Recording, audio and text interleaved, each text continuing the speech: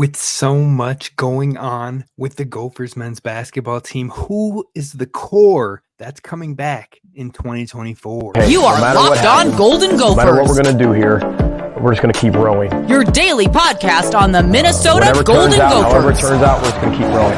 Part of the Locked On Podcast Network, your team every day. We're just going to keep rowing, and keep rowing.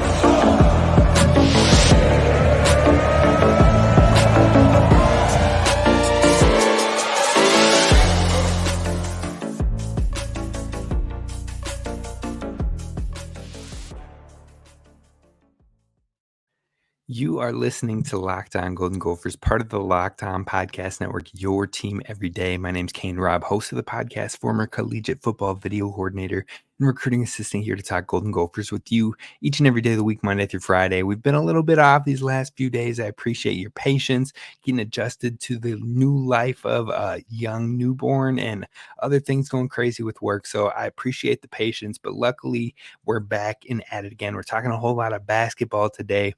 And if you're ready to talk about where the Gophers could finish seeding-wise in the men's Big Ten basketball tournament, on top of who is going to be the core for this men's basketball team next year, who could be back, who would be taking on a major amount of minutes, and how does this Gophers team continue to build off of what looks to be a fairly successful season? Maybe not exactly what we wanted. We wanted an NCAA tournament appearance, and that is still on the table. Very, very tough chances, but it's not impossible.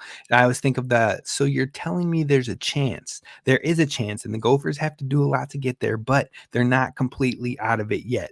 And then finally, we're going to talk about the Gophers women's basketball team and what they need to prioritize this offseason. So definitely hit subscribe if you haven't already. Share this with your fellow Gophers fans. Keep building the community. Let me know your thoughts down in the comments below. Any questions you have as we head into spring football, I want to hear those down below so we can get those answered as we roll in to the official spring football sessions.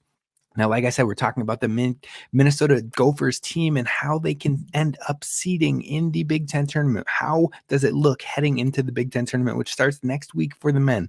Now, the Gophers are very likely going to finish around that 7 seed, but 3rd through 9th are still a cluster. They're still a jumble. There's still a possibility all over the place for all these teams in the Big Ten conference. In fact, 3rd through 10th is probably still a jumble if Ohio State can pull off some late season miracles. Now, when you're looking at it all, if Minnesota can beat Indiana at home tonight, then they secure at least probably a top 8, top 9 seed in the tournament. I think beyond that, maybe I think it secures a top 8. I'm not able to say that 100%, but if Minnesota can win out on the rest of the season, then not only will they finish ahead of Indiana, they'll finish ahead of Ohio State for sure because Ohio State can't catch them in games. They'd likely finish ahead of Michigan State or Northwestern or both, depending on how their seasons conclude with their final couple games. So basically, the Gophers can really rally and find themselves in that top 6 within the Big Ten Conference if they can just win out the rest of their games. Now, the rest of their games is a home game versus Indiana tonight and a road game on the road against Northwestern.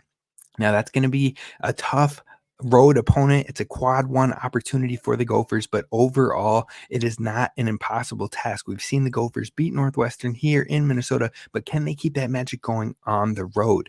Now, like I said, if they can win out, it's looking pretty good seeding wise. Now, Purdue, Illinois, and Nebraska are all guaranteed to finish above the Minnesota Gophers in this Big Ten tournament seeding. That's a bar none. That's going to happen based on tiebreakers and things like that. So beyond those 3 teams, if Northwestern gets one more win, now Northwestern plays Michigan State tonight, I believe, and then they play the Gophers at home next or later this weekend. So if Northwestern wins one of those 2 games, they'll find themselves locked ahead of the Gophers. If Wisconsin wins one of their next 2 games, I believe that they'll finish ahead of the Gophers with Rutgers and Purdue left on their schedule. And then Iowa has 1 game left versus Illinois. And if they finish with a win in that game, they will finish above the Gophers. But let's say Wisconsin loses both their games. Iowa loses their game. And then on top of that, Minnesota wins out. They beat Northwestern and they beat Indiana. Well, I think there is a very slight chance that the Gophers could actually finish as high as the 4 seed in this Big Ten tournament. Now, that sounds wild given the amounts of ups and downs we've seen this season, the amount of stress we've seen from this Gophers team this season. But it's not impossible. That is just how tight, how jumbled up the Big Ten conference is. And it seems to be year in and year out. So basically, if Minnesota handles its own business and wins out, there is a chance, though it's still slim, that Minnesota could finish as high as the 4 seed in the Big Ten tournament. At worst, they would finish the 10th seed, and that is if everything went wrong. I'm talking Ohio State wins their game, Minnesota loses both of their games, Wisconsin wins out, Iowa wins out, and then all of a sudden Michigan State wins one game, Northwestern wins one game. All of a sudden Minnesota's falling all the way due to tiebreakers and things like that to the 10th seed of the Big Ten tournament. Now it's a very small chance, but it's not impossible. So it all starts tonight. Minnesota takes on Indiana at home at the barn, and Minnesota has been hot offensively over the last handful of games now, aside from Nebraska. That game was absolutely tough for both teams, but especially Minnesota. But beyond that, they have been hot. They have shot the ball fairly well. They've found ways to score the basketball, and they played moderately well on defense. Now, the early parts of this season, we've seen the Gophers play really good defense and struggle offensively at times. Now we're seeing their offense come to it. So if they can get that defensive prowess back up, I think they can not only win out the rest of the season, but they can give some teams some troubles in the Big Ten tournament. Now, when we're looking at this Minnesota versus IU matchup, it is going to be an interesting one. And Indiana has shown in their previous matchup against Minnesota that you cannot start slow. If you start slow, then you're going to be trying to claw back the entire game. And that's not something Minnesota can afford to do. They need to get out to a nice start, and they need to hold that lead. If Minnesota can play a holistic game, if they can play a full game of Minnesota Gophers basketball coached by Ben Johnson, I think that they will win this Indiana game by possibly double digits. If they don't, if they mess around, if they play without confidence, if they shoot the ball poorly and then they start hanging their heads, that is when Minnesota could start running into issues. Or if Indiana gets off to a hot start and they really pull ahead and Minnesota can't keep up, clawing our way back is not the way you want to go in this matchup. Now, this is also a battle of the freshmen. You've got Mackenzie Migbako, who is averaging 12 points per game, the highest of any freshman in the Big Ten Conference. And then you've got Cam Christie, who's right behind him at 11.9 points per game. Literally 0.1 points per game separates these two impact freshmen in their freshman year as scorers, and they will go head-to-head in this matchup. Now, in their last matchup, Migbako scored 19 points, 2 assists, and 4 rebounds versus Minnesota. This was really the game where he started to put things together and has really not looked back since. Meanwhile, Cam Christie had a little bit of struggles in this one, 7 points, 1 assist, 5 rebounds. He still contributed fairly well, but he wasn't the Cam Christie that we've seen over the last 10 games now, where he's been in double figures in 9 of the last 10 games. So that's the matchup that I am keyed in on. I'm excited about, and it could be the future of the Big Ten basketball. Now, both of those guys could have pro looks, and so hopefully we get to see one more year of both of them going at it again next season. But regardless, we're going to enjoy this matchup that they have, and this could be a potential preview of the matchup Minnesota could have in the first round, or their first playing round of the Big Ten tournament. Currently, as it sits, Minnesota sits at the 7 seed, Indiana at the 10 seed, and those two teams would face on a Thursday, winner taking on the number 2 seed, which is Illinois. So this could be a big one, a good feeling out process and how you match up, because you lost the first one and you need to find a way to capitalize and really put an emphasis on this win, not only for your Big Ten standings, not only for your hopes moving into a tournament, but just to get the ball rolling. Currently, Minnesota is favored by ESPN in this matchup, predicted to win 73.9% chance in Minnesota's favor. Now, this Minnesota team is far different than the one that faced Indiana in January. In fact, when they played in their last matchup, Pharrell Payne wasn't even starting for the Golden Gophers. And so in that game, Pharrell Payne led the team with 17 points. So a lot has changed. And Migbako has been more of a scorer for Indiana. Pharrell Payne has moved into the starting lineup and been an impact player on both ends of the floor. Overall, Minnesota needs this game. They need it as a confidence booster, motivation to keep the streak rolling, and roll into a road game at Northwestern and hopefully be at full force against them trying to get hot before the Big Ten tournament. So beyond this season, though, what will the Gophers look like? That's a question that I've had on my mind, and we're going to talk about it coming up next. Who could be back next season, and what does the core of Minnesota hoops look like in 2024? That's what we're talking about coming up next. First, I got to talk to you about our friends over at Gametime, because you shouldn't have to worry when it comes to buying tickets to your next big event. And with killer last minute deals, all in prices, views from your seat, and their best price guarantee, Gametime takes the guesswork out of buying tickets. They're obsessed with finding ways to help you save money on tickets. Now, Gametime has deals on tickets right up to the start of the event and even an hour after it starts. It's the place to find last minute seats. And you can find exclusive flash deals and sponsored deals on tickets for football, basketball, baseball, concerts, comedy, theater, and so much more.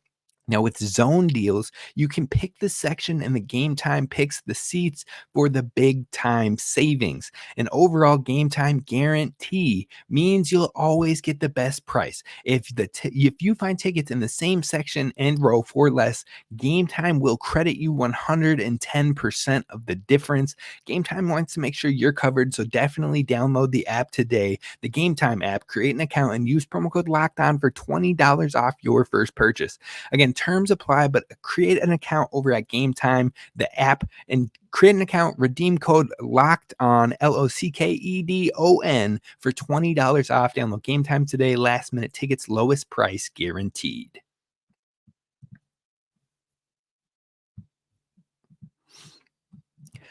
All right, Gophers fans, let's talk about 2024 with this men's basketball team, because who is the core of this team? Who will be back? Who will be leading the efforts to keep this progress that we've been seeing over the past year going?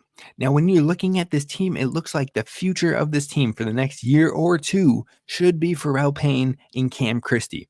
Those are your present and those are your future. This team and its development will continue to ride with those two players, because they haven't hit their ceiling. They haven't hit their peak. They haven't hit their best basketball yet. And so if those two players can continue to develop and be back with this team next season, that is massive. And they are the anchor, the foundation points of this Gophers team moving forward into 2024. Now, if you can ensure on top of that you get Elijah Hawkins and Dawson Garcia back, that is massive to your team's upside next season. That's 4 starters, 4 core players that could really be the driving engine and the fire lit by a season that was successful, but not as successful as they would like. So if those 4 come back, if those 4 are ready to run it back next season, that is where things could get interesting and special. And then you add in Mike Mitchell Jr. and Braden Carrington. I would imagine both of those players are back as well.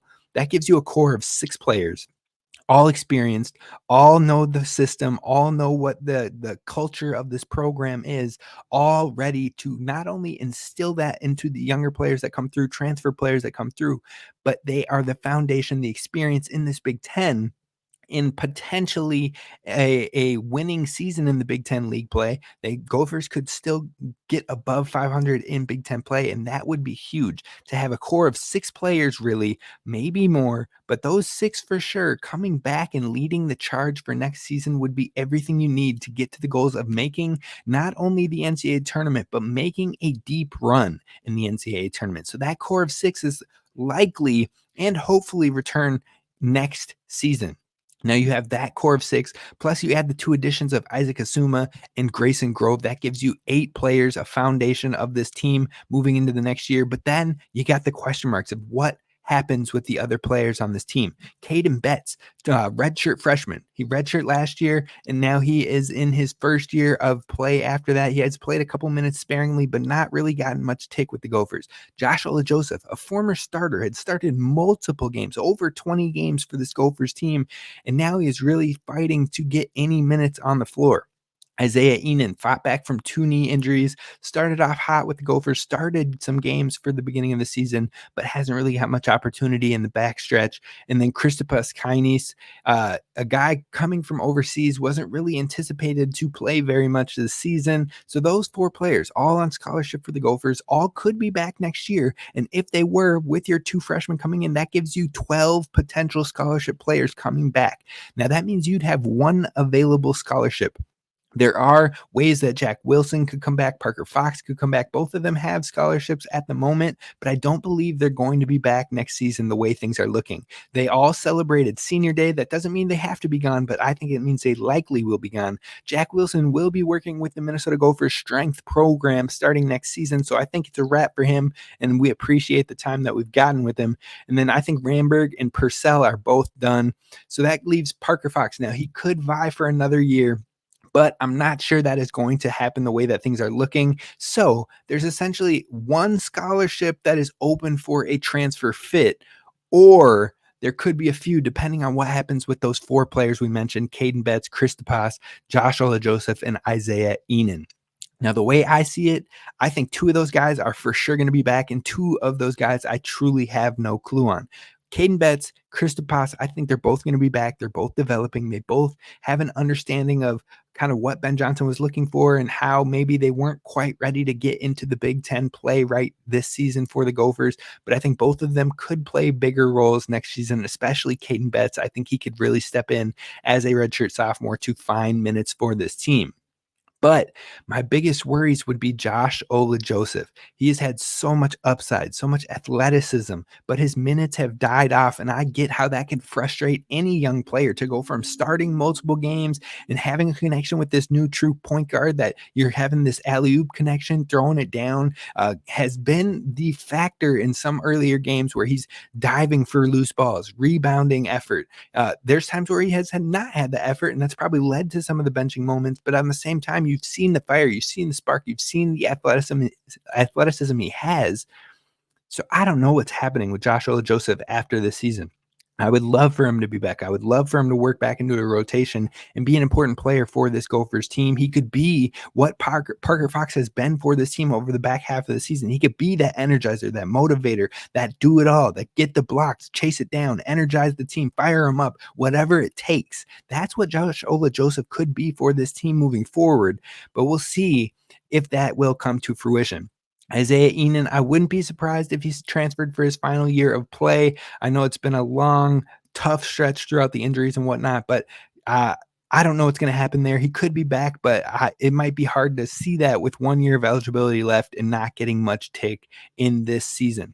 So you have a core of 6 players coming back next year, hopefully, fingers crossed. And then hopefully KB can play himself into that core. And I would add that Isaac Asuma is going to be a player like Cam Christie who could step in immediately as a freshman and see heavy minutes. So that's 8 players as a foundation for a team that could make some big noise in the Big Ten with experience across the board. But if things go differently, if Garcia, Hawkins, and Cam Christie, if they decide they have different plans, that could rattle the foundation of this team. But it seems the buy-in and the brotherhood with this team is strong. So I think they're going to be back. I think Dawson Garcia is back. I think Elijah Hawkins is back, pairing with Pharrell Payne and Mike Mitchell Jr. again. Cam Christie, the only question mark I see is, does he take a shot at the NBA like his brother did? I don't know where his draft prospects sit right now. You won't see him on many mock drafts as of this moment, but he has translatable skill sets, and he's not his brother. He has different ways that he sees things. They have different motivations for things. Now they have some similarities too, and we don't know what goes on off the court. Maybe there's a reason Max Christie left for the NBA early, and maybe Cam Christie could have that same reasoning. But I think Cam Christie has 1 more year here in Minnesota. I think he's going to have a special year here in Minnesota, and I think Ben Johnson will do everything in his power to make sure that Cam Christie has a featured role and is ready to make some noise for Gophers fans, the Gophers program, and the Gophers future moving forward. I think Cam Christie is an important piece. I think he could definitely be back next season for 1 more go to raise his NBA prospects, but also to bring the Gophers to heights that they haven't been to in quite some time. I expect those 4 back. I expect a Big Ten appearance and hopefully a deep one starting next season. It's going to be a fun year to be a Gophers fan. Now, to close off this year, we're going to talk about the women's basketball team who had a tough go. They limped to the finish line. We're going to talk about why that happened and what they need to focus on heading into the offseason coming up next.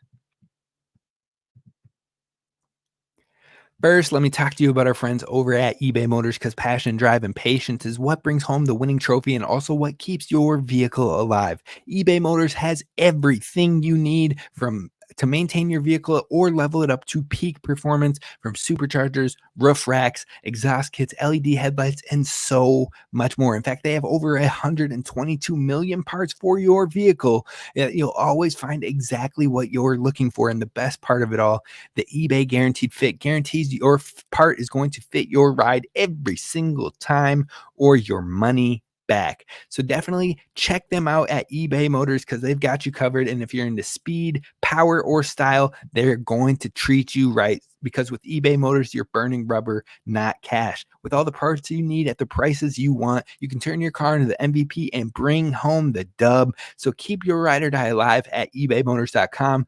Eligible items only, exclusions apply, and the eBay Guaranteed Fit is for U.S. customers only.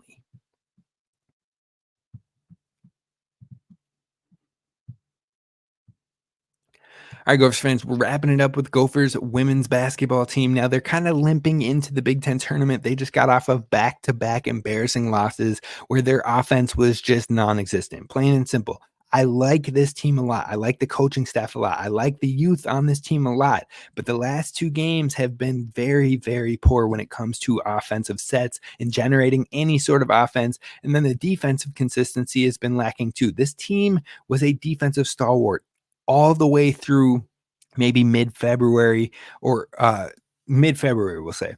Now, beyond that, they've had some struggles, and it seems like this team is really starting to gas out. Now, all that being said, don't forget the promising start. Don't forget the 14-4 start for this team that they blew out a Michigan State team that looks like a definite tourney-bound team. They started 14-5 with Mar Braun. Then once they lost her, they went on to win one game the rest of the regular season. So definitely very reliant on Mar Braun, very reliant on her skill set scoring-wise, but everything she brings to this team in the last two games have been terrible, especially offensively. But I'm still not concerned with the long term of this coaching staff or this team. I think that they are going to get it figured out. And the only thing that would drive up worry or concern for me when it comes to Gophers women's basketball at this stage in the season would be if the core players transferred. They have 8 players who averaged over 10 minutes a game, but 4 players averaged over 30 minutes a game. And throw in the other starter in Sophie Hart, who averaged 24. If you lose any of those starters, those 5 starters, if any of them leave, that is when I would start to be concerned. That is when I would start to have worries, and that's when I would start to ask questions. But I think the biggest reason on why the Gophers have fallen off so hard beyond the Mar Braun injury is because the starters have had such heavy minutes that it led to the wheels falling off. And this was a worry of mine earlier in the year. I was hoping they'd get more into that bench rotation, getting Janae Sanders, getting Maggie Zanano, getting Ayanna Johnson, getting Nehemiah Holloway, those 4 players getting more minutes within the rotation and giving your starters breathers so they could be fresh down the stretch when it matters most. But right now, you get a Mar Braun injury, you get a Sophie Hart injury, and all of a sudden you're forcing those younger players into minutes, not only into minutes that they need to produce, but minutes where we need them to play major roles. And they weren't necessarily ready for them because they hadn't had that warm-up period, that adjustment period. Now, yes, they had moments here and there in the non-conference where they could get some minutes, but even in the non-conference, they didn't get a whole lot of tick. So when you look at that and it starts to add up, and now all of a sudden you're seeing Mallory Heyer, who isn't scoring like she had been scoring all season. And that's not to say she's not good. That's not to say anything negative about her. I think she's one of the most talented players on this team. But once you start missing baskets, once you're gassed, and once winning isn't happening anymore, your confidence can drop. And that could be plaguing a few of the Gophers on the team right now. So hopefully they can pick it up. Hopefully they can get another win here in the first round of the Big Ten tournament tonight versus Rutgers. That would be a big way to at least get back on track to close out the season and not lose in the first round once again like they did last year, because that would be back-to-back years with this freshman core, this special class of core group of girls, back-to-back years where they lose in the first round of the Big Ten tournament, and that could be demoralizing, that could be draining. So hopefully they can figure it out, get a win, and maybe get some confidence building back in these final few games in the Big Ten tournament.